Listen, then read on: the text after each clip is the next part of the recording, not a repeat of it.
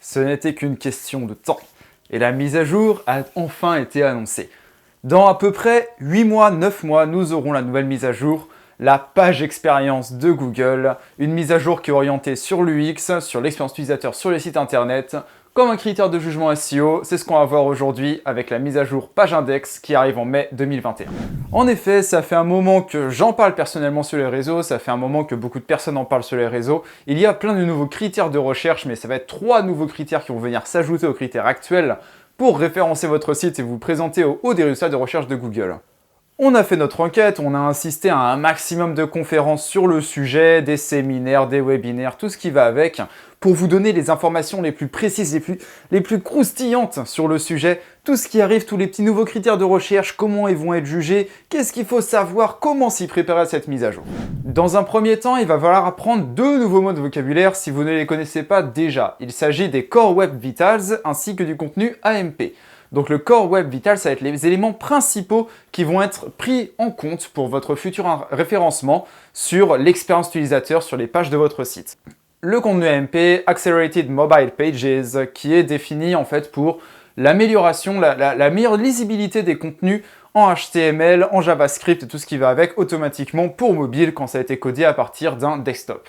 Retenez bien ces mots de vocabulaire parce que je vais les utiliser relativement souvent, je pense, dans cette vidéo. Et si vous êtes perdu parce que j'utilise des mots-clés trop compliqués, ça va être compliqué pour vous en plus de ça. Donc essayez vraiment de retenir ce genre de mots. Dans tous les cas, ça sera toujours utile, soit pour parler SEO, soit pour faire des recherches sur Internet sur certains sujets. Vous en aurez absolument besoin. Donc pour commencer, on va parler un petit peu du Core Web Vitals. Donc qu'est-ce que c'est? Ça va englober à peu près 7 choses qui sont très importantes pour le SEO. Donc nous avons pour commencer le mobile friendly, donc qui est en fait le contenu qui va être responsive, qui va être plus adapté aussi sur les mobiles ainsi que sur desktop. Nous avons en deuxième la navigation qui est safe, donc c'est-à-dire qu'on a l'utilisation de cookies, on ne vole pas les données aux utilisateurs. Nous avons le HTTPS, donc qui est la navigation sécurisée, tout simplement. Je pense que vous la connaissez déjà tous. J'en parlerai un petit peu plus en détail après sur ce qui arrive là-dessus.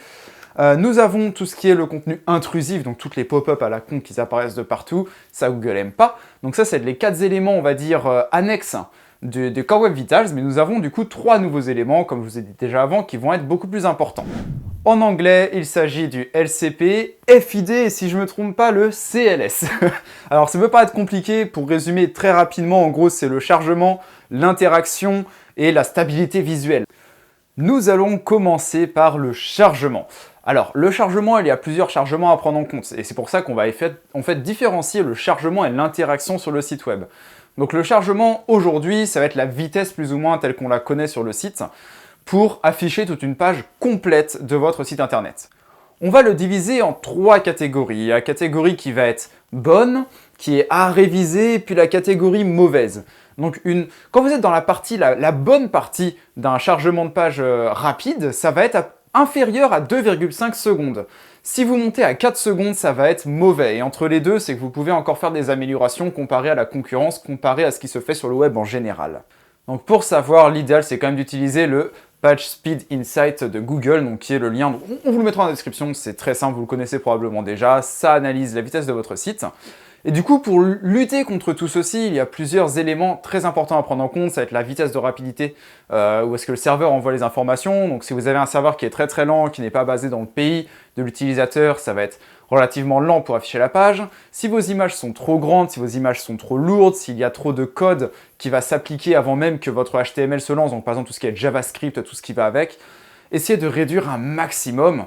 Et ainsi que pour les images, si vous souhaitez ne pas, on va dire, casser un petit peu la beauté de vos images à travers des belles images qui sont en grande avec une super bonne qualité, renseignez-vous sur tout ce qui est le lazy loading. Donc généralement, maintenant, c'est de plus en plus incrusté directement sur les thèmes. Si vous ne l'avez pas, mettez-le, c'est un excellent moyen de mieux afficher votre site, notamment les images, pour qu'il soit plus rapide.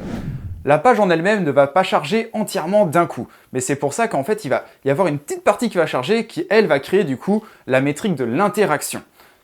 Donc l'interaction, elle, si on reprend nos 3 grands points sur la rapidité qui va nous juger en étant bon ou mauvais, ça va être inférieur à 100 millisecondes pour les bonnes parties du site, ça va être supérieur à 300 millisecondes pour les mauvaises, et entre les deux, encore une fois, ça veut dire que ça peut être amélioré. Pour lutter contre avoir une mauvaise note là-dessus d'après les pages Speed Insight de Google, encore une fois, c'est pareil que le chargement de la page. Essayez d'avoir un code qui est relativement léger, des bonnes images, pas trop de script, et tout se passera bien pour vous. C'est aussi simple que ça. Et maintenant, septième et dernier critère des Core Web Vitals, qui sera très utile, il va s'agir du Cumulative Layout. Donc qu'est-ce qu'on entend par là? C'est-à-dire que parfois vous avez des éléments qui sont cachés sur votre site, des éléments qui vont apparaître qu'à un certain moment en fonction des actions de l'utilisateur. Et parfois, ces actions-là, elles seront inévitables. C'est-à-dire qu'au bout de X secondes, il y a telle chose ou telle chose qui va s'afficher et qui va, on va dire, agir sur l'expérience utilisateur de la personne. Qu'est-ce que j'entends par là? L'exemple qui est le plus souvent pris en compte, c'est quand vous voulez en fait tout simplement passer une commande sur un site internet, un site de e-commerce, et que la personne s'apprête à cliquer par exemple sur « Retourner au shopping ». Et d'un coup, il y a une pop-up qui apparaît au-dessus du panier comme ça, du coup qui va faire que tous les éléments descendent sur la page, et le bouton de checkout qui était situé juste au-dessus du retourner au shopping va se décaler, la personne va cliquer sur passer la commande et ça va mal se passer pour elle. Donc ça c'est vraiment le cas extrême et c'est assez compliqué à mettre comme ça visuellement, mais il y a quand même beaucoup de choses à voir comme ça, il y a beaucoup de pop-up qui sont inutiles, qui sont vraiment intrusives. Donc ceci va être vraiment pris en compte par la suite. Donc ce qu'il va falloir faire, c'est encore une fois encore plus afficher ce que l'utilisateur est censé voir dès le début. Ok, les pop-up de mail, de capture d'email, il n'y a pas de souci. En théorie, ça ne devrait pas être un problème, du coup ça rentre surtout dans le contenu intrusif. Là, je parle vraiment du contenu, on va dire, qui va être HTML, CSS, qui va apparaître, mais sorti de nulle part pour rien de particulier.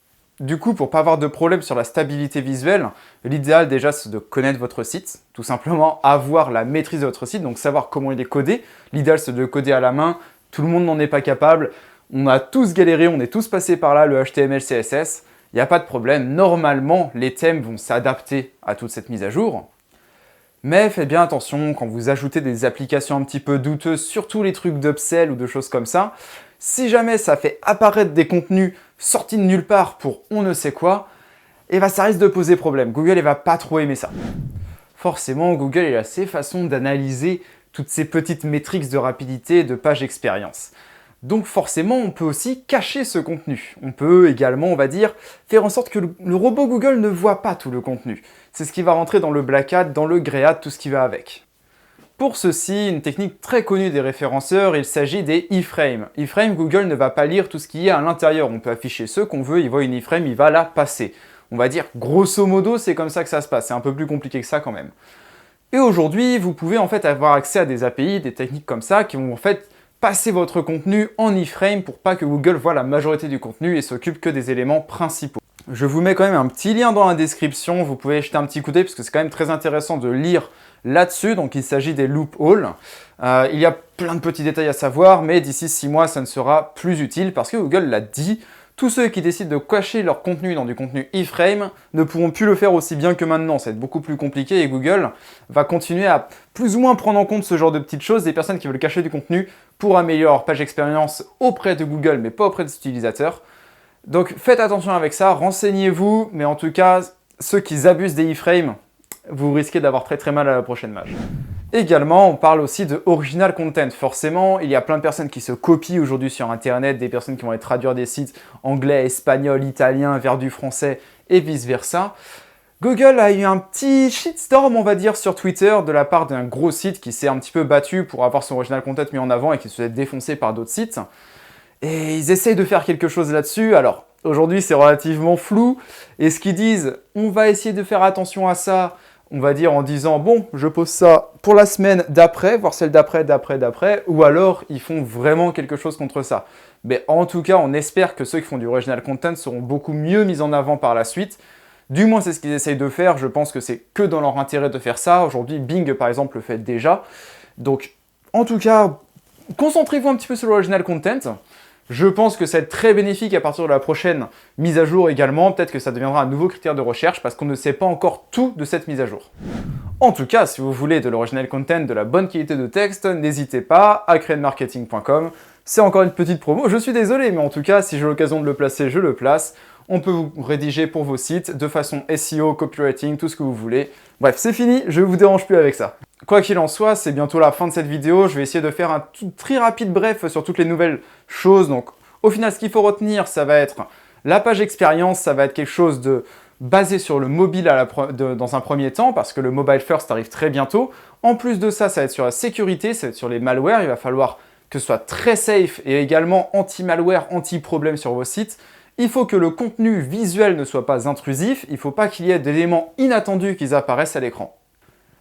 Et en plus de ça, ça s'englobe dans la rapidité du site, que ce soit sur le chargement ou alors l'interaction avec les éléments présents sur votre site. Pour ceci, il va falloir réduire énormément le code, ainsi que les images et tout ce qui va avec. Ça ira beaucoup mieux pour vous. J'ai essayé de vous donner un maximum d'informations, vous résumer tout ceci en vidéo. Aujourd'hui, encore une fois, on n'a pas énormément d'informations, mais ne vous inquiétez pas, vous le savez très bien, je suis accro à ce genre de nouveautés.